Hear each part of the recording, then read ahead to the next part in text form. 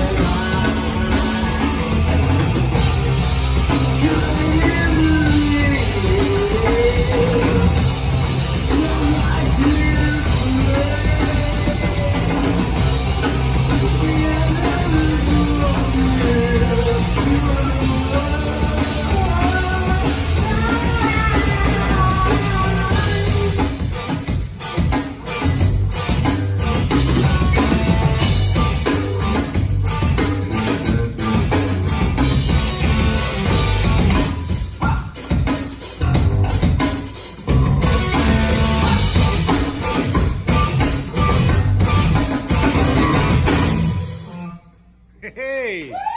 Yeah! Violated, so frustrated, irritated by the one you thought you loved.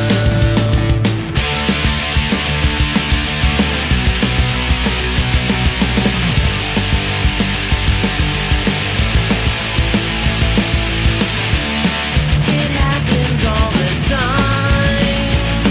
You lie when you look me in the eye.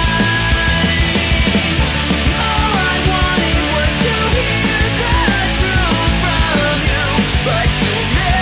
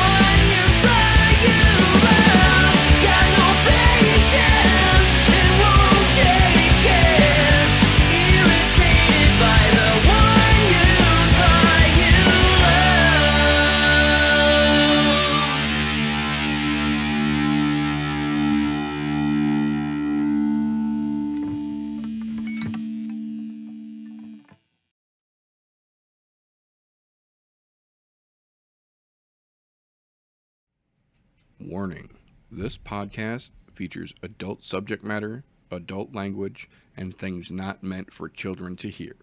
Viewer discretion is advised. You've been warned. We could be.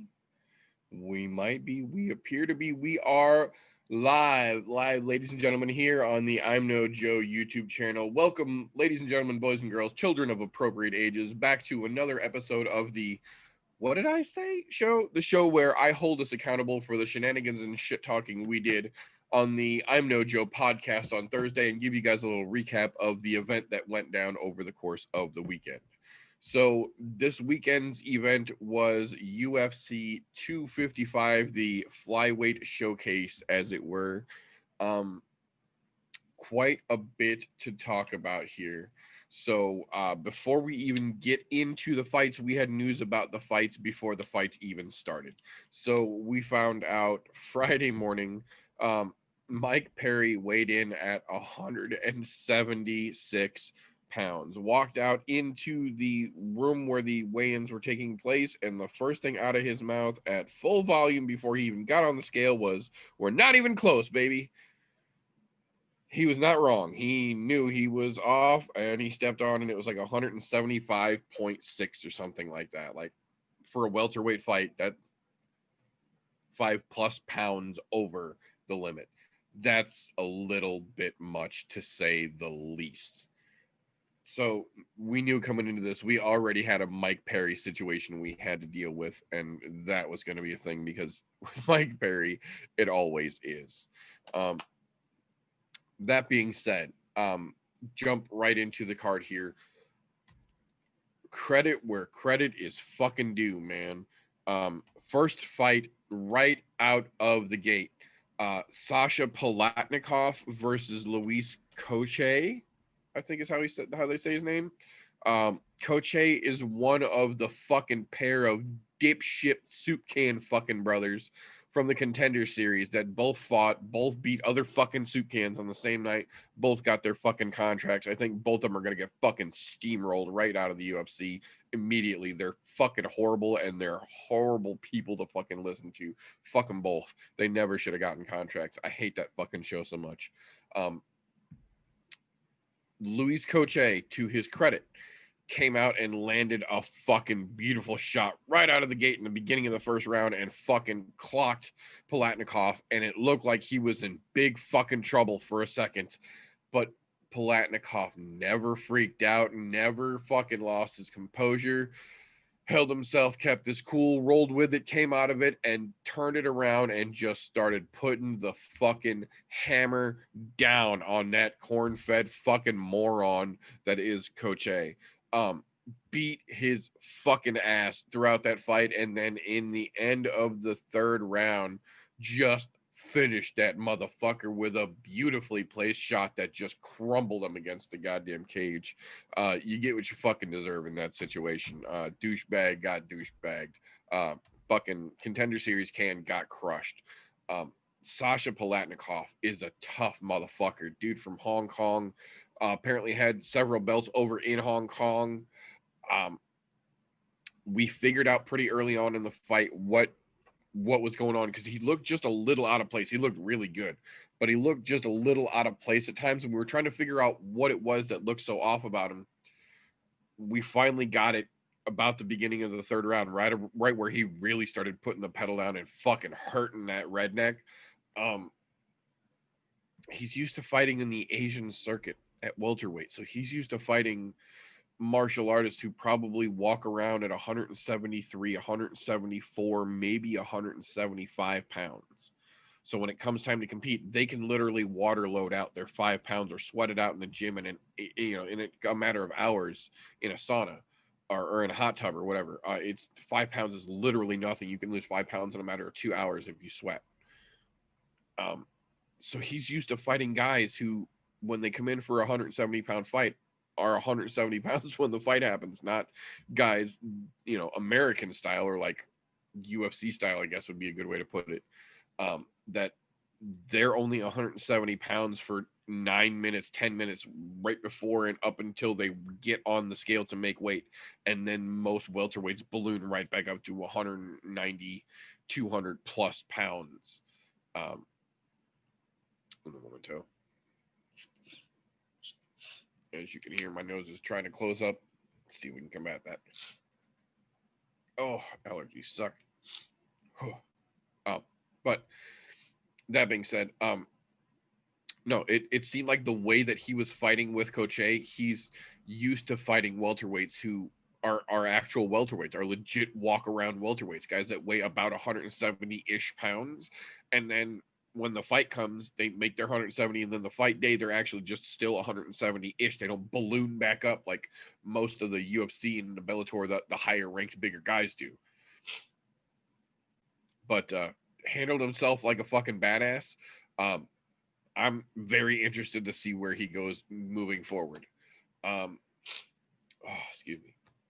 Fight after that. Excited to see Kyle Dawkins get back in there. Looked pretty fucking good.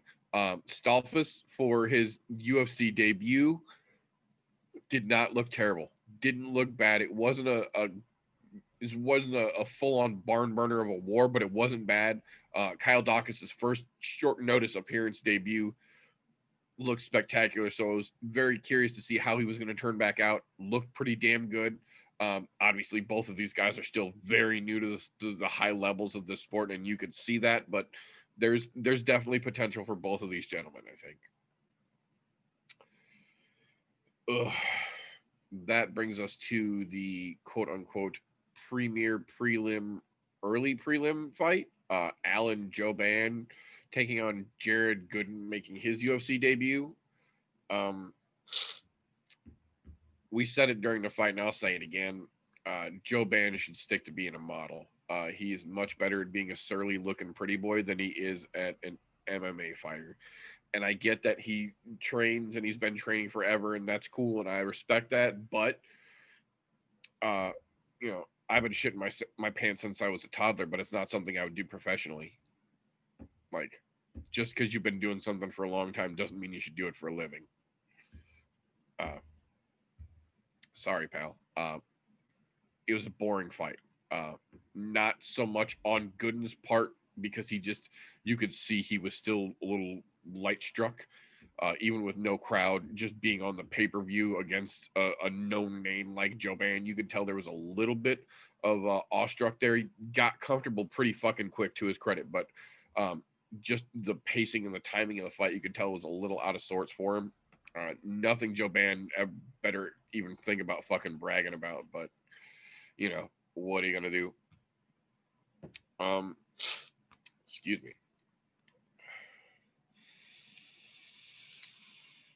That will bring us to the prelims themselves. I told you guys from the first fight on the prelims out, it's gonna be shit you're gonna want to keep an eye on. Was no exception here. Nicholas Dalby versus Daniel Rodriguez, or D-Rod rather, was a great fucking match. I don't understand how any of the judges gave it to Dalby, let alone one of them saying it was 29-26 for Dalby. I didn't catch that name, but I'm assuming that was Sal D'Amato, because he fucked up a couple of decisions last night, as is per the usual when they are in Las Vegas, apparently. Oh, my nose is going to drive me insane. But moving on from there, oh shit, dude.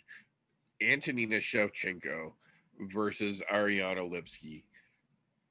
Oh, man, I'm fucking telling you guys, I said it Thursday, I said it during the goddamn fight, and I'm saying it again now. I am 100% convinced that after the last time Antonina got her ass kicked, she went back to the gym, and Valentina gave her the little sister, look, bitch, this is our last name on the fucking line, and I'm holding the fucking belt. You can't be dropping the fucking line on your end. You better shape it the fuck up, kind of speech, because the Antonina Shevchenko that came out last night looked like she was ready to take her sister's place when her sister moves up to take on 135 pounds. She was a completely different Antonina Shevchenko than we have ever seen. The top game, the ground game from Antonina Shevchenko that literally was not there the last time we saw her. She had a brand new shiny set of skills that she just could not wait to show off this time, because everything that gave her problems literally in her last fight was completely altered and turned into a weapon for her in this fight. She was the most aggressive, the most technically savvy we have literally ever seen her in her mixed martial arts career last night against Ariane Lipski. And you could tell that she had not trained for this Antonina Shevchenko, because no one had ever seen this Antonina before last night, publicly anyway. I'm sure they've seen this Antonina in the gym for a while now, but we as fans had never so much as been given a glimpse of this Antonina Shevchenko until last night. But holy shit, talk about a way to reveal your newfound fucking toys to the world. She did absolute fucking work and got a badass stoppage against fucking Lipski. She looked like her sister. That was bullet technique. I'm telling you, Valentina got in her fucking ear and was giving her the sisterly, you better step it the fuck up because we're supposed to run this shit and I've already got a belt. You're dragging behind kind of speech. It worked. It fucking worked, and it looked spectacular watching it. That will bring us to the next fight of the evening, which, to be fair, we called this, but we didn't quite think it was going to go to this extent. Joaquin Buckley absolutely welcomed Jordan Wright to the UFC in a very similar fashion that Kevin Holland welcomed him. Jordan Wright did not look terrible, but made several very simple mistakes that absolutely put him in positions that Joaquin Buckley capitalized on and just decimated him in. Blew his fucking eye all kinds of out. Joaquin Buckley looking fucking spectacular. And now, I said it before the fight. I believe I said it on I'm No Joe, but I also was talking to the gentleman that we're hanging out with during the fights. I think after this win, the Kevin Holland rematch is the fight to make right now. Don't let it stew. Don't give him a chance to climb higher up in the rankings. Get that L back right fucking now, and then use it to show that the one time you got caught in your debut, you revenged as soon as you could, and then you start climbing. But I'm kind of okay with the way that Dana and the media are starting to run it immediately, because Dana apparently just learned last night, or so he says anyway, air quotes, that there is beef between Joaquin Buckley and James Krause, and said that he would absolutely make that fight. Apparently, Joaquin Buckley is from St. Louis. James Krause and his gym are in Kansas City. It is just like any other typical interstate rivalry. St. Louis is fuck Kansas City, and Kansas City is fuck St. Louis. Previously, there was Chiefs and Rams, so there was, football rivalry and everything. St. Louis style ribs and Kansas City ribs are very different kinds of barbecue. It's a typical interstate rivalry, so we're not sure if it's just the St. Louis thing versus Kansas City thing. James Krause said that Joaquin sent him a DM talking shit after he wanted to train with him, and Krause had said no. But it seems like, I don't know, it seems like it's more than that. That didn't seem like an authentic answer. And I like James Krause, and I trust what he says, but there's more to this fucking story. And if it runs this goddamn deep James Krause said he can and will make middleweight to come up and fight Buckley. Buckley said he can and will fight Krause. Dana said, I love that fight. Rivalries like that make great matchups, and they do. So he's going to try and make that fight next. I'm okay with that too. I still think that Holland rematch would be a better fight now, and that Krause fight will be there after that. But I'm not 100% sure if he takes this Krause fight and Krause beats him, if the Holland rematch becomes an option again. I don't know. That's kind of just the way it feels right now. We'll see when we get closer to that being an actual possibility, but that's kind of how I feel about it right now.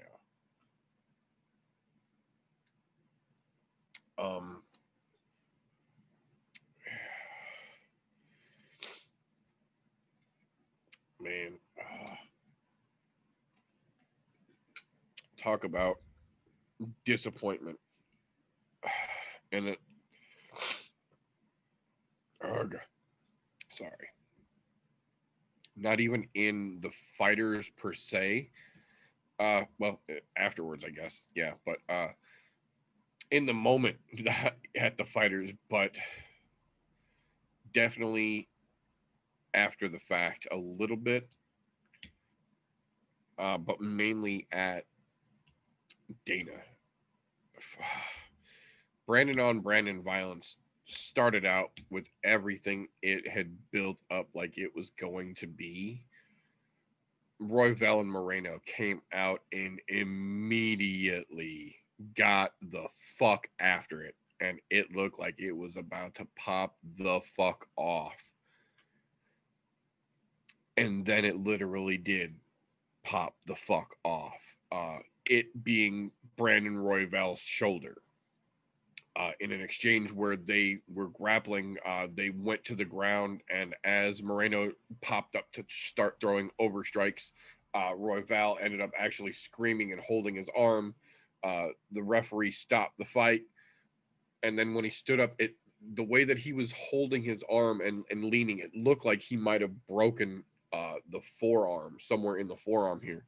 And then when he stood up and turned around, and you could see the entire shoulder was out of place, and you could see the deviation in the fucking muscles, so you could tell the entire fucking shoulder was out. And to both of their fucking credits, both Royval for being a badass and Mark Montoya for thinking in the moment, when Royval walked over to Montoya with his arm popped clean the fuck out, Montoya walked up to him, grabbed him, and told him to look forward, and like fucking Lethal Weapon and Riggs grabbed his fucking arm, and you see him in the ring. Boom! Oh, I just got fucking heebie-jeebies catching the replay in my head. Popped his shoulder back into fucking socket like a badass. I have had that happen to me twice in my life, but wasn't one of those situations where somebody right there could pop it in. I had to go to the hospital and have the doctors pop that motherfucker back in. And I can tell you from firsthand experience, that is some of the most extreme fucking pain you will feel in your life. I have broken bones. I've had stitches and staples and all sorts of fucking crazy things. And I'm telling you right now, that dislocated shoulder getting popped back in the socket is one of the most painful things you will ever feel in your fucking life. And he did it right there in the fucking ring. So props to Royval for being a badass, for Mark Montoya for like not leaving his boy hanging there in fucking pain and popping that shoulder back in, because that does starts the healing process immediately instead of having to deal with it out of socket and then get popped back in later when there's no adrenaline dump. And yeah, no, this was the way to do it. The problem for me is that both Brandon Moreno in the moment, immediately as soon as the fight was over, walked right over to the camera and said, "Give me my title shot." Like he did that to Brandon Royval's shoulder. He did not. But then afterwards, Dana came out and said, look at what Moreno did to Royval, so he's got to get the next title shot. Like, no, stop. One, he didn't do shit to Royval. Two, he shouldn't get the next title shot. If anything, they should run that back when Royval's arm is healed. Because Royval's going to win that fight, and Moreno's going to get the floor mopped with him by Figueiredo.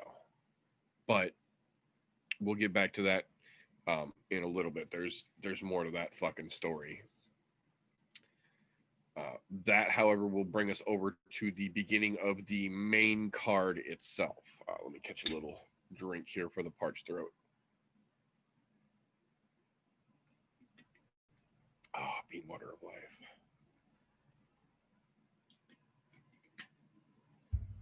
All right. So, open the card with one of the biggest fucking rematches we've had in a minute here. Paul the Bear Jew Craig versus Mauricio Shogun, who are running it back from the draw that they fought to not that long ago. The draw was a great fucking fight. I agree that running it back was the right decision. This one, Dana and I both agree and disagree on. We agree in the fact that Shogun looked old, and I said it when he was walking out to the fucking cage that he looked old, and I did not realize until he got to the cage last night that Shogun Hua and I are the same age. We are both 38 years old. I realize that I am not a fucking couture model, but that man looks 50, 60. Like they say, being the president of the United States ages a person. Shogun's 38. He looks 60, and he looked old last night. That's where Dana and I differentiate. Dana says that he did not look like Shogun last night, that he just looked old, and I don't agree with that. I think he looked exactly like Shogun, but he's fucking old in the combat sports world now. He has got so much highway mileage, as we say, it's adding up. The odometer is rolling over like a fucking, freight train. There's a very limited amount of time overall a fighter has in the combat sports world if you want to leave healthy and competent with your brain intact. It doesn't matter as much when you start. There is a finite amount of time and amount of strikes that you can take in combat sports before your ability to stay competent and relevant at the highest level is just not there anymore. Shogun has reached that level, in my opinion. We talked about it before. He's a legend. He absolutely will be in the Hall of Fame, but I don't want to see him get there in memoriam. I want to see him competent enough to accept his fucking nomination and, go on about his life. So it's time for Shogun to hang it up. That Dana and I both agree on. Dana said he's going to have the talk with him. He thinks it's time for Shogun to hang it up. Oh, I got the hiccups now. I agree. I love fucking Shogun. Mauricio, who put on some of the greatest fights in fucking mixed martial arts history. But like I said, there comes that time.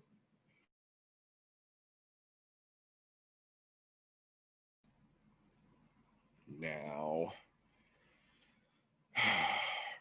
the thing about the fight is that Paul Craig didn't submit him. Paul Craig didn't knock him out. The fight ended at 3 minutes and 38 seconds in round 2. It ended because the dominant position that Paul Craig had, raining down shots, he made Shogun tap to strikes. Like previously, the only person that most of us know about or remember seeing in recent years, plural, that had ever tapped to strikes was Joanna the first time she fought Rose. When Rose beat that ass, you saw her tap to strikes. We saw the same thing from Shogun last night. Paul Craig was beating his ass and he tapped to fucking strikes. It's time for Shogun to hang him up. I'm not sure where we go with the Bear Jew from here. There's a whole lot of complexity tied to him right now, so he definitely is going up in the rankings, but I'm not sure where just yet. We'll see how that goes forward.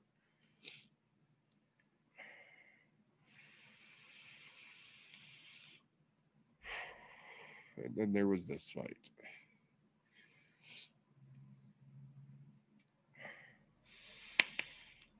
So I've been very open about the fact that I don't like Caitlin Chukagian and I don't like Cynthia Calvillo. And I think the worst thing about this fight was that because it had happened, I had to root for Caitlin Chukagian because fuck Cynthia Calvillo way more. Way more. Luckily, as boring and fucking horrible as this fight was, and for the record, this fight literally put the Mandalorian to sleep. He started nodding off watching this fight and actually went to bed because of it. So if you're ever wondering why we joke around about fights being snoozers or fight being so boring that you'll fucking nod off and you can use it for fucking bedtime stories, this is one of those fights. It literally happened. But the silver lining to it, I guess, would be the way to phrase it, is that in shutting Calvillo the fuck up and beating her even by decision and bad decision fight at that, it takes Calvillo out of the conversation that she never should have been in to begin with about contender status. And Chukagian knows that it doesn't put her back into it by any stretch of the imagination either. She still has lots of work to do to even think about getting back in there. So it clears out a lot of the riffraff at the top. The bad thing is that after that fight, Dana started talking about how he thinks the next fight to make for Valentina after tonight or after last night would be Andrade versus Valentina because he thinks Andrade could beat her.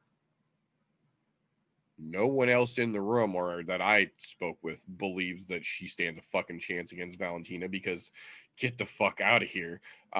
No, get the fuck out of here. No, she doesn't stand a fucking chance. But Dana started talking about how he thinks it's going to be Andrade versus Valentina first.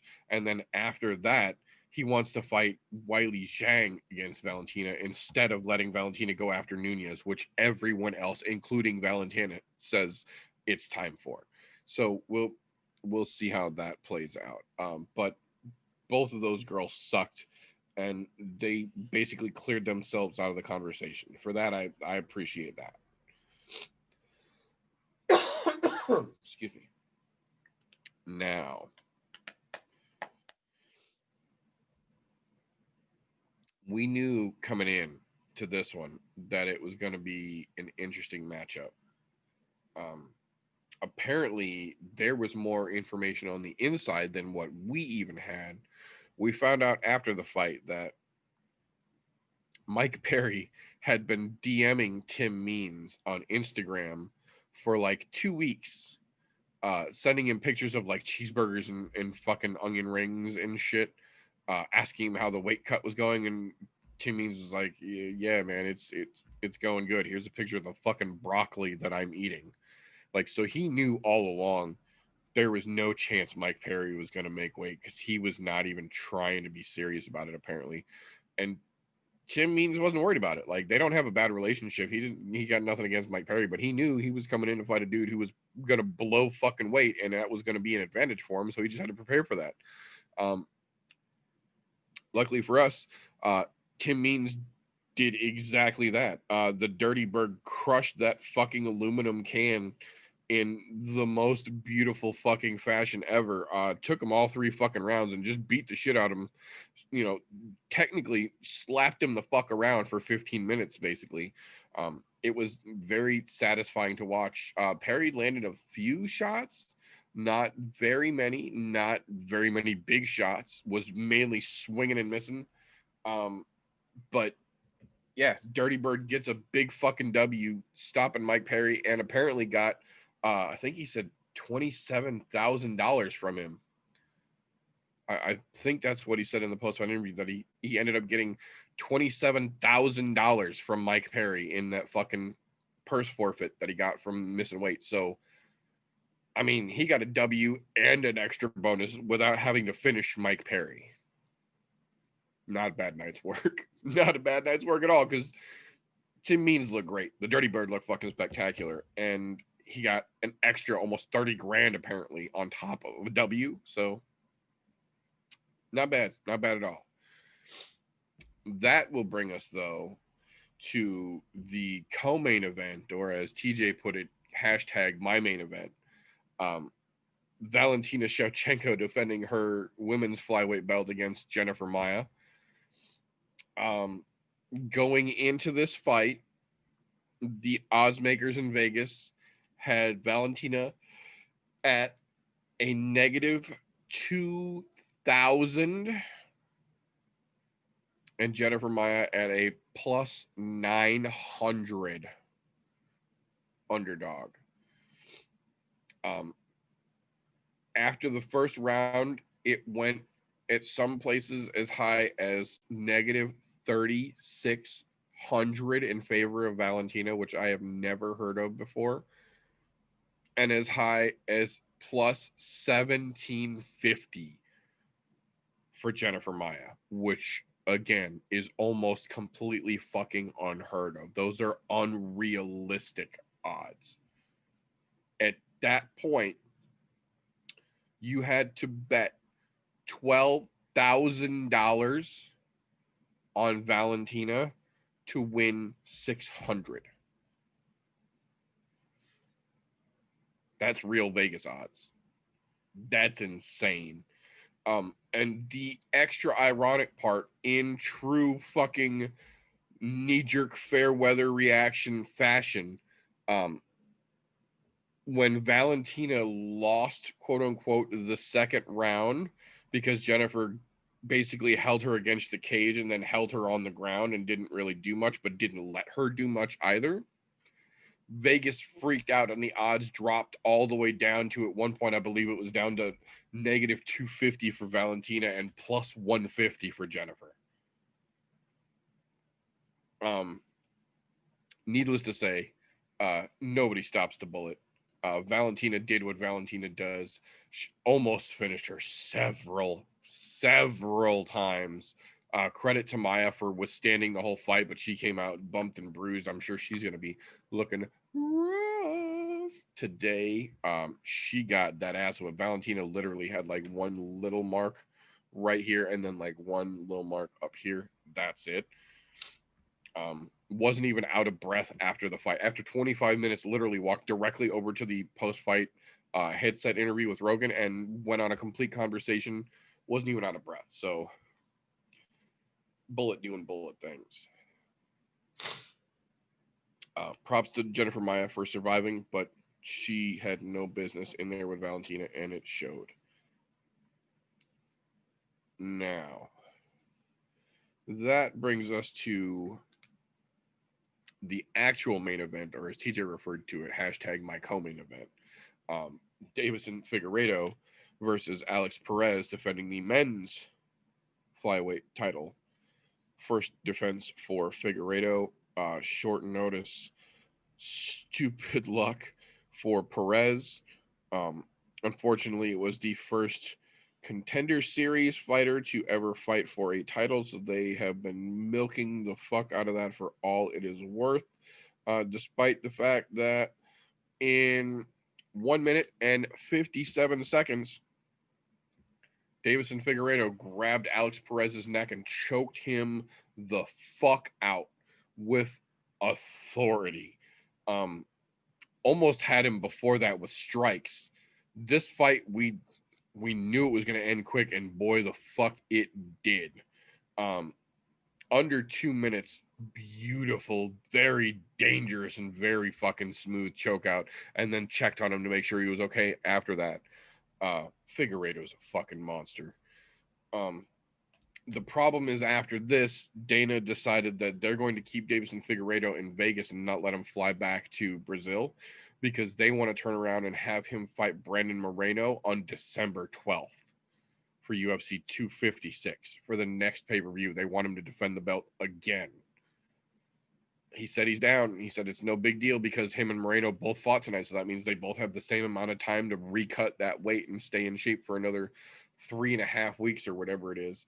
But they'll both get put up in Vegas. They'll both have full access to the UFC Performance Institute to help them do everything for free. So I think that fight's going to be just as fucking quick, if not quicker than this one is. I think Moreno's dumb enough to come forward, and Figueiredo will put him the fuck out, and I won't be sad about it. Bonuses for the evening. Performance of the night 50Ks went to Joaquin Buckley for stopping Jordan fucking Wright in his tracks, and Antonina Shevchenko for looking like an absolute boss in her fucking fight earlier. Fight of the night was the opening round, Koche versus Palatnikov. That Hong Kong dude is a bad motherfucker. He's got great potential if he keeps at it. So it'll be interesting to see how that all shakes out. But that being said, that is all we have got for this particular episode. That is everything from last night that you needed to know about. So we are going to call that all for this particular episode. I'm going to let you fine folks get the fuck on out of here. And I will most likely see you all on Thursday night for the next episode of the I'm No Joe podcast. As of now, it does not look like there is a ton of news just yet. There was one huge nugget of news that dropped this afternoon, but I'm not going to talk about it because I think it's going to have implications later in the week that we'll talk about all together on Thursday. So just keep your eyes peeled for Thursday nights, 9:30-ish p.m. Central Time, the I'm No Joe podcast, your source for all things punchy, kicky, but with words. See, we're live. We are going to call that all for this particular episode here. Thank you again for everyone who tuned in. I see you guys in the fucking chat. I love you motherfuckers. You guys are awesome. For those of you who are not here live, you're catching us on a replay, I appreciate you just the same. If you appreciate what we do around here on the I'm No Joe podcast, give us a thumbs up. If you love what we do around here, subscribe and hit that notification bell. That way you don't miss a single one of these weird fucking episodes when we go early like we did today. If you crave what we do here in the I'm No Joe podcast, the I'm No Joe channel, share an episode of a damn show, any show. We're trying to grow this thing. On the opposite side of that coin, if you think we're just a bunch of dipshits around here talking out our ass in front of a webcam, give us a thumbs down. We earned it, and we won't dispute it. That being said, we're going to get the fuck out of here for the evening. Everyone have a safe holiday if we don't see you before then. And don't forget, you can root for anything. Don't let ignorance stop you. Wink.